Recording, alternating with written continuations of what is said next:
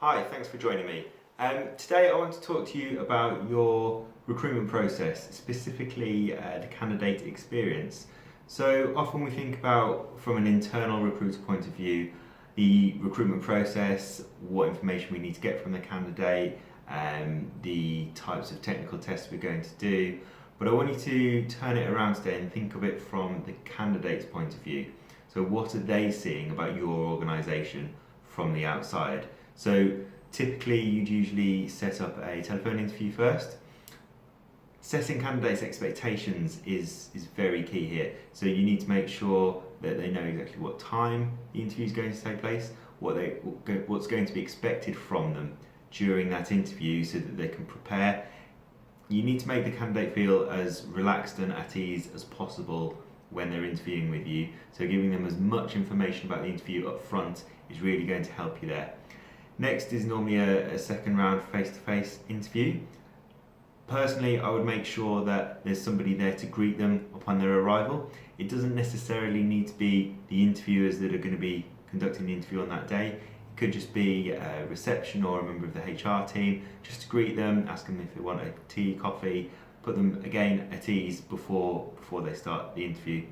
Once you begin the interview, again, even if you've told them prior to coming in, just reiterate what's going to be expected from them in that interview. If it's going to be a technical exercise, tell them what you're looking for, what they're going to be getting measured on, that kind of thing. And then there's usually a final round interview, again face to face with usually senior management. Again, set expectations before they come in, what's going to be expected from them, who are they going to meet.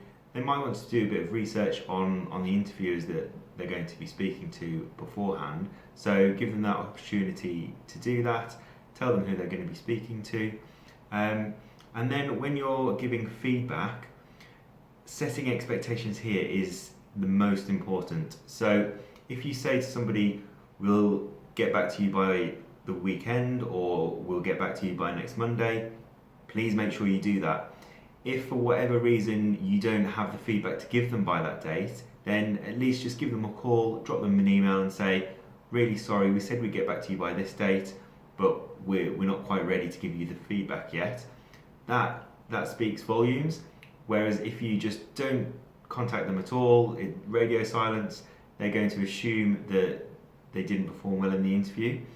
And if they did perform well and you're looking to progress, it puts a negative, puts your company and your organisation in a negative mindset in their mind. So you're already kind of fighting an uphill battle there. So setting expectations, making sure that people know what to expect from interviews, and when you're giving feedback, making sure that you stick to any deadlines that you have set yourselves. Hope you found that useful, and I'll hopefully do another video next week. Thanks.